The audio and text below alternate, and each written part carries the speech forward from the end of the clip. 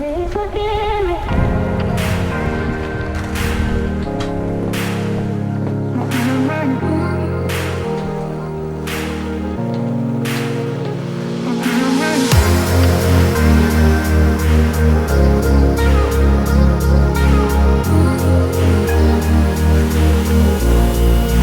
Please forgive me.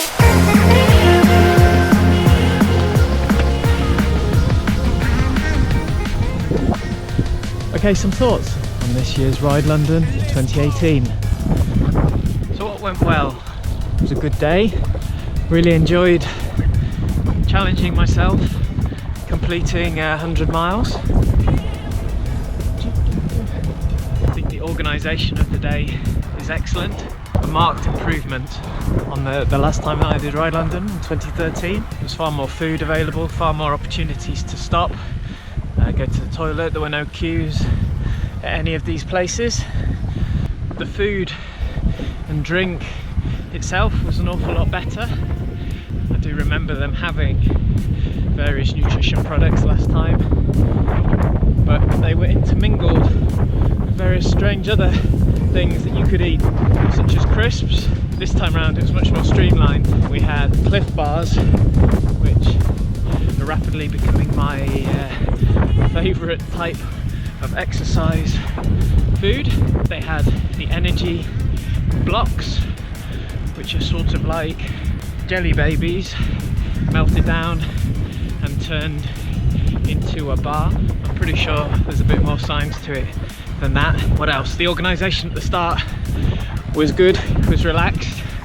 I think you forget this when you get all of the bump in the mail telling you to turn up 4.5 to 5 hours before your start time with 3 types of ID, some sort of eyeball scan, the threat, I guess, of your bike being destroyed if you inadvertently miss your start time. But in fact, it turns out to be an awful lot more relaxed. They don't want you starting in an earlier wave, but it was absolutely no problem for me to join my mates in a later one. So I was in wave D. I'm not sure exactly why. I must have put an overly optimistic finishing time for the ride.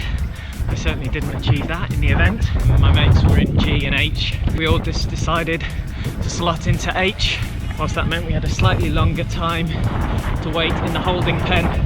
Before that, it was absolutely fine. Being blunt, it gave us the opportunity for our systems to work, take advantage of the facilities, and therefore have slightly less weight to carry on the ride itself.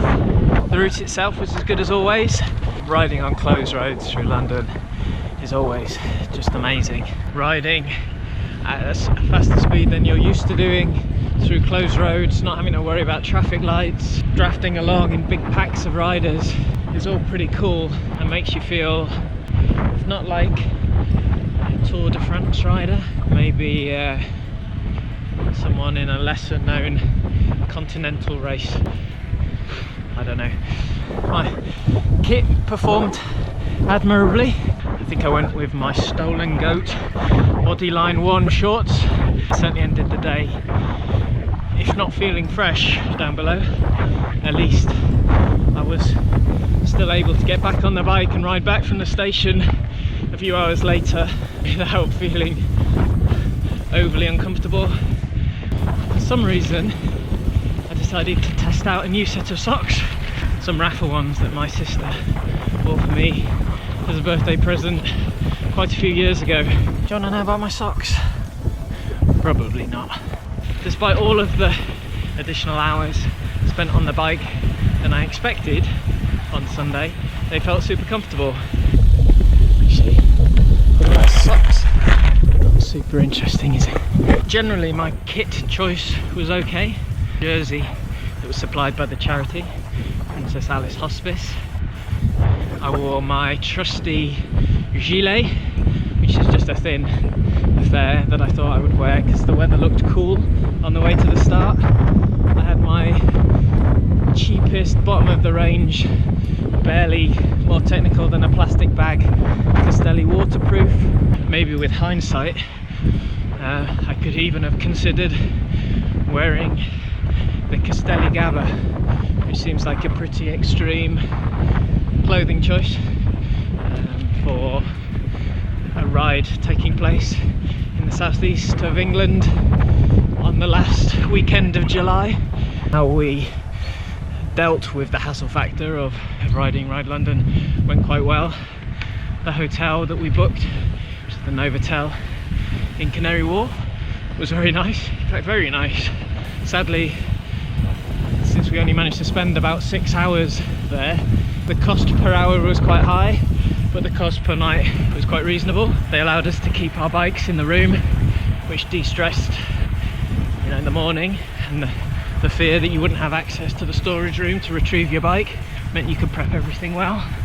Evening before, nutrition went excellently. A trip to Nando's, double chicken burger, peri peri chips, macho peas, risky. And the hotel was about 3.5 miles away from the start. Pretty easy ride to get there.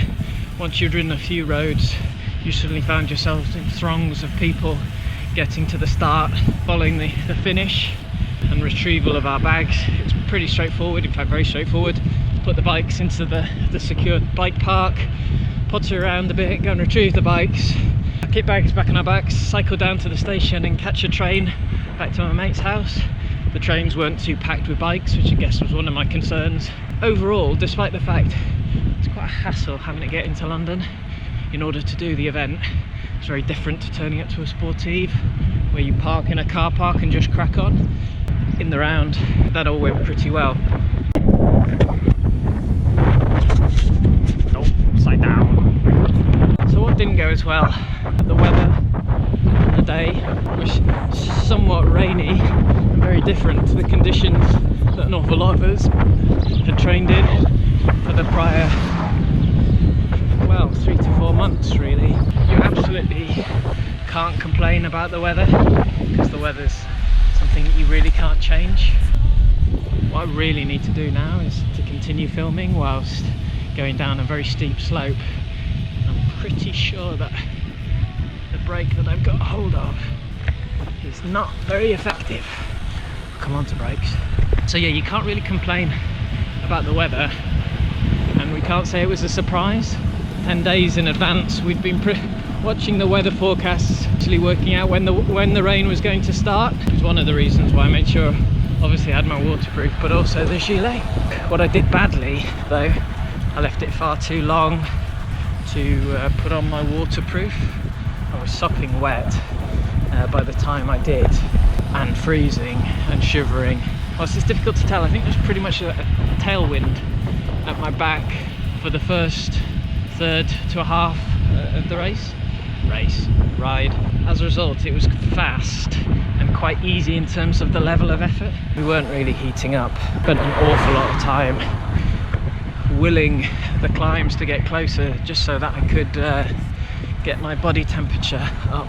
The other downside of the wet, and my brakes on this bike really don't work effectively in the wet. Each time I have a ride like this where it's very wet and I feel somewhat out of control, I do start to think that really I should invoke rule N+1, buy a new bike and make sure that it has disc brakes. The other thing that I didn't get right was my feeding. I packed all of my food into the pockets of my jersey very neatly, quite tightly. As the rain fell, and in addition when I put the waterproof on over the gilet, it became just too hard to get the food out, which sounds ridiculous, but I think when you're hunkered down and concentrating and I'm just trying not to feel the uncomfortableness of being so wet and so cold, it's quite easy for you to forget to eat, and I certainly forgot to eat. I ended up having to stop at the feed stations far more than maybe we would have liked. I did have quite pronounced cramps during the middle section, which were somewhat confusing to me because I felt we were sort of riding within what I'd trained for. Maybe it was the cold, maybe it was the wet, but I doubt that it helped not having eaten enough, not having drunk enough.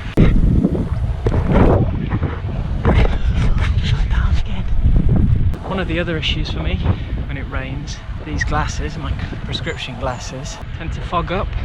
My visibility reduces quite significantly. I think one of the more profound memories of the ride, going down Leith Hill, which I know from prior experience and also from stories of other blog readers, is treacherous at the best of times. Going down Leith Hill, tight, slippy, leaves blown off and therefore wet, with brakes that essentially had ceased to work. More daredevil riders hooning it down the right hand side of the road, sometimes left hand side of the road. Nervous riders in front of you, and I can barely see because of these glasses. I do have and have worn contact lenses before, and I have a bit of a mental block, particularly when I need to get up early, about how long it takes me to put them in. But I think for rides like this, if it's going to be wet, I think I need to get over that. Wear the contacts, wear sort of clear vision Oakleys, which can be taken on and off if it gets too bad from a rain perspective. So would I recommend RideLondon still as a good Sportive event? Definitely. It's still a rider friendly event. The level of support that you have, mechanics, food, just the fact that you've got no cars on the road. It's a very good event for beginners, intermediates, experts wanting to do a fast time. Would I do it again? It is a lot of hassle for me, and indeed anyone who doesn't live in London, to be getting down there, and you know, there's cost associated with getting a hotel. There's the fact that you have to get up on the day before in order to make it to the start.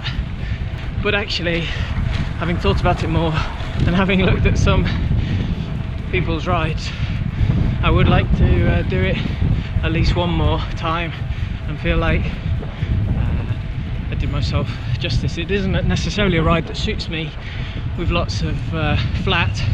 I tend not to be able to ride as quickly as others on the flat, and there's only a modest amount of climbing for me to make up the difference.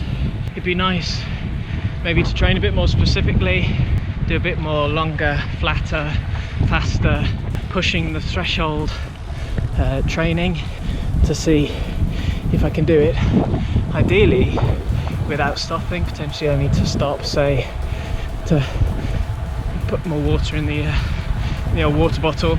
As I said in my blog post, I seem to have managed to do it twice, and in both cases complete the ride in a moving time of 6:23 and 6:22, which doesn't seem to suggest too much progression over the past 5 years.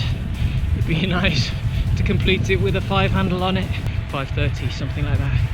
Well, the ballot opens on Monday, so I guess I'll be putting my name down. This is Monty, signing off.